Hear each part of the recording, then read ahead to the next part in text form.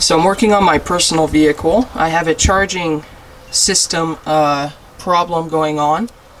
This is a 2003 Dodge Ram 1500 with a 5.7 Hemi. This truck has currently right about 285,000 miles on it. So I'll show you a picture. I snapped a little picture. I'll insert it right here. As I was driving, I had low power and I also started losing my accessories. And this was after about maybe 40 miles of being on the road. I was on the freeway when my truck started to lose power. So 285,000 miles, that is the original alternator.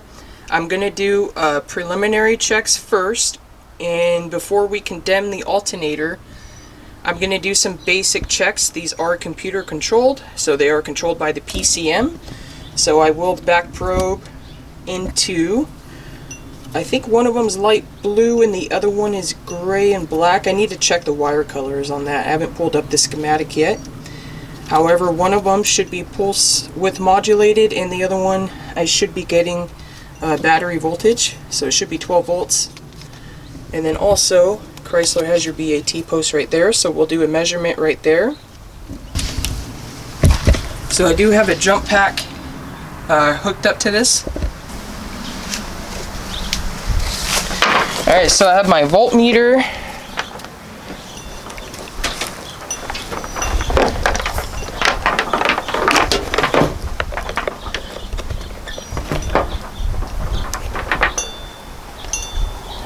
Alright, so battery voltage, we're sitting at 12.1 volts. We should be at 12.6.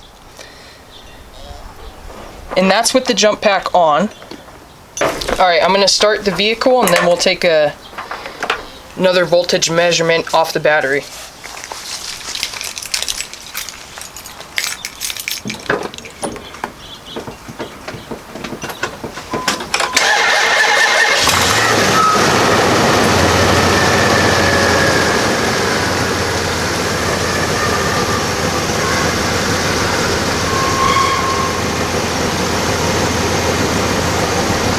So the truck is running, so we're at 11.1 volts right now.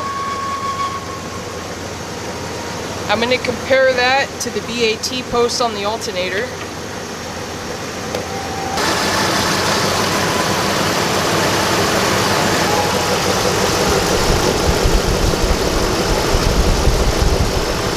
Okay, so on the BAT post at the alternator, we are reading battery voltage 10.8 volts. Compare that to the battery voltage one more time.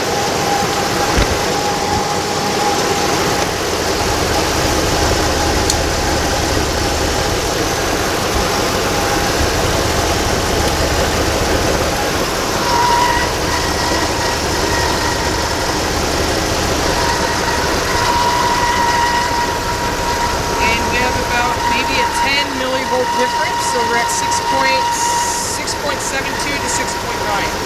So I back probe into the reference wire. I back probed into the reference wire. I believe this one is a dark blue or black. I have to double check the schematic.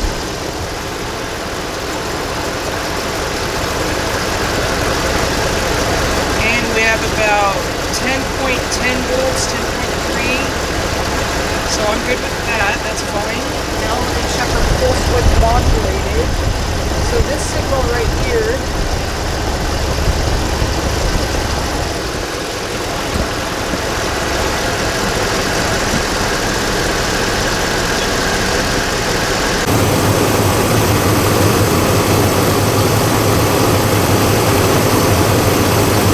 Alright, so before I replace the alternator, your first step, you're going to want to disconnect the battery cable. Start with the negative, and that's the only cable you'll need to disconnect. Next, you'll have a 13 millimeter on my truck. It's a 13 millimeter for the BAT post. You'll need to disconnect your connector, your serpentine belt, And then I have a 13mm bolt, and I believe this one on the left hand side is a 15. So you could use a ratchet. I have a 18-inch ratchet. That's a 3/8 drive, or you could use a serpentine belt tool. I do have this tool. I bought this on Amazon. So there's a part number.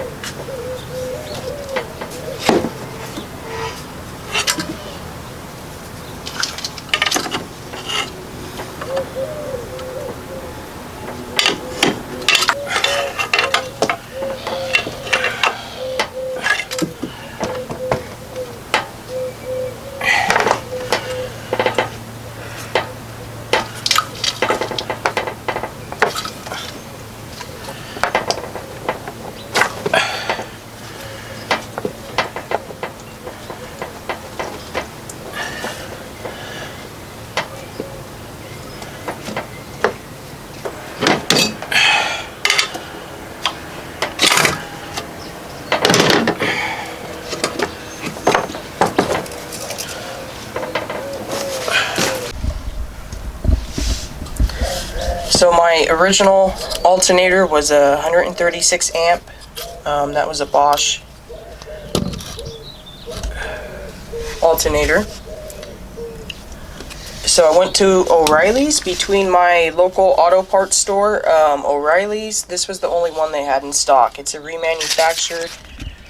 Ultima's the brand, and this is 150 amp. So out the door it was about $214 with tax, $233 out the door. So I gave him my old alternator for the core. That was $40, and I went with this one for now. They could have ordered a Bosch one, but I guess he said that would have taken about a week to arrive, and I need the truck up and running right now, so.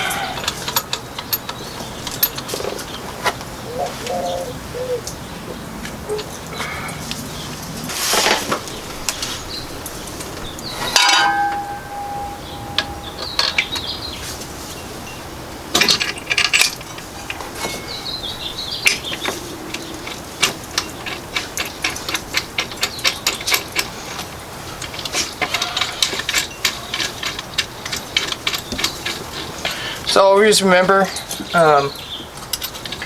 you want to start threading in all your bolts by hand. If you're going to use any electric ratchets or anything, always start by hand.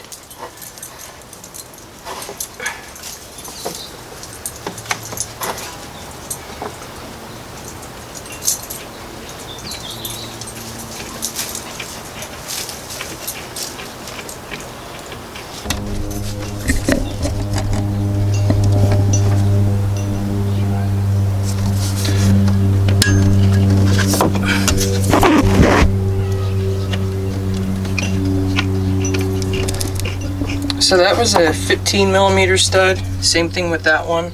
And you have, once you put that bracket back on, you have like a retaining nut. So that's what I do not want to happen. I want to keep the belt in place and the tension. So sometimes I'll have a bungee cord. I don't today. When you're just doing the AC compressor is a little more challenging than an alternator, but to keep the belt from slipping off, I'll use a bungee cord and keep tension on it that way. So you have that bolt to reinstall, and then that one, and then you have that bracket.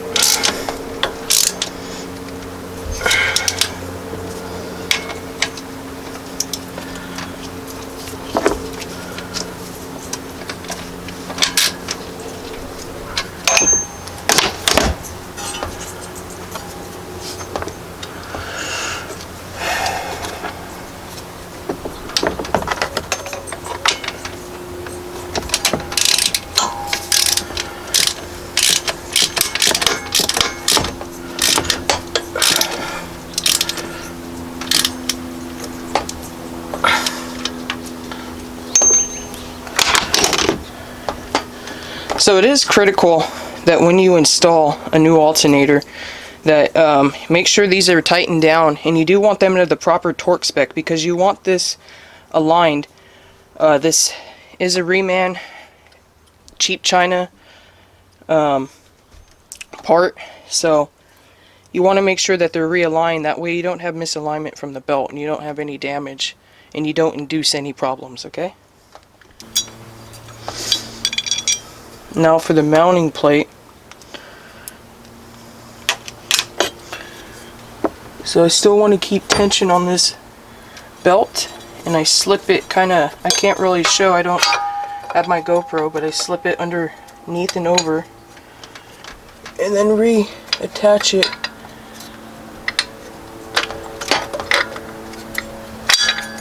Just like so, but I probably couldn't show that on the camera.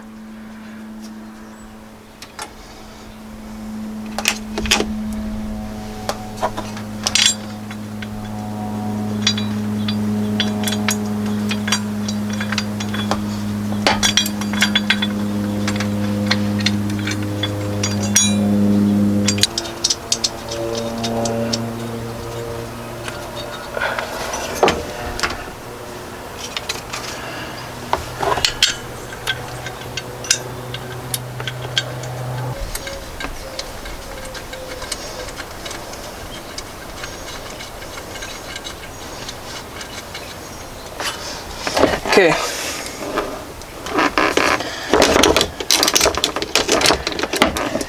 So once you have your two studs secure, I hand tight, I put the mounting bracket right back on, and I just did those little nuts in that one bolt. I did them all hand tight for now. So I'm going to work on getting the serpentine belt back on. There we go. Now,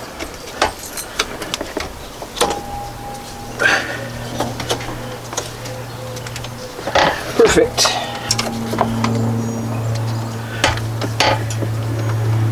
Okay, so the belt's on. you make sure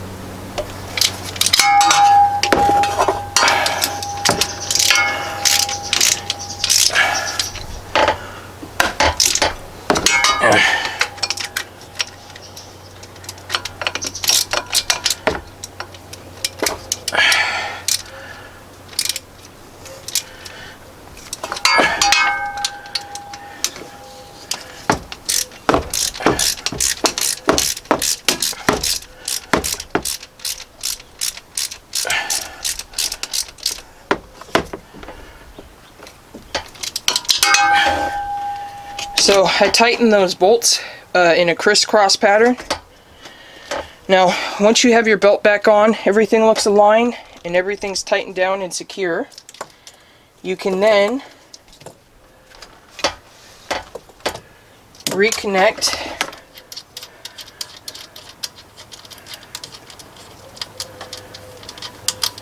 your BAT post along with your electrical connector.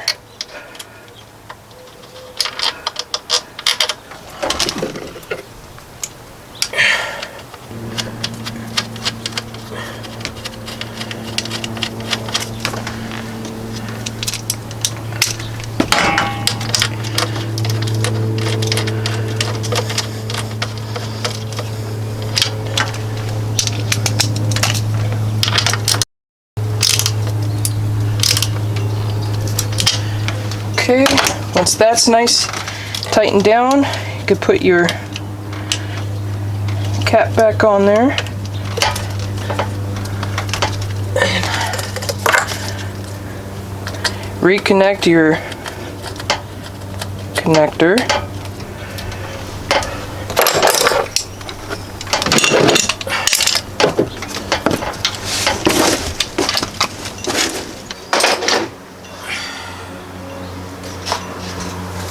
Alright, so I'm going to attempt to start the engine, even knowing I know my battery needs to be recharged.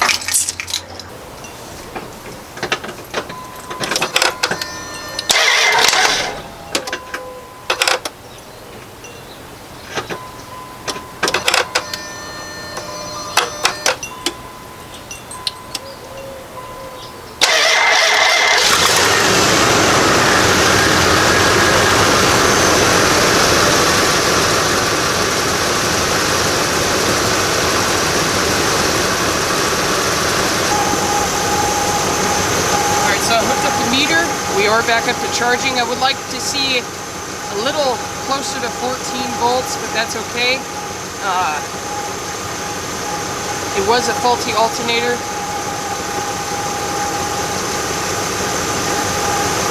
So that'll complete the repair for this truck and this vehicle for now. And I hope this video kind of helps you guys out. Thank you for watching.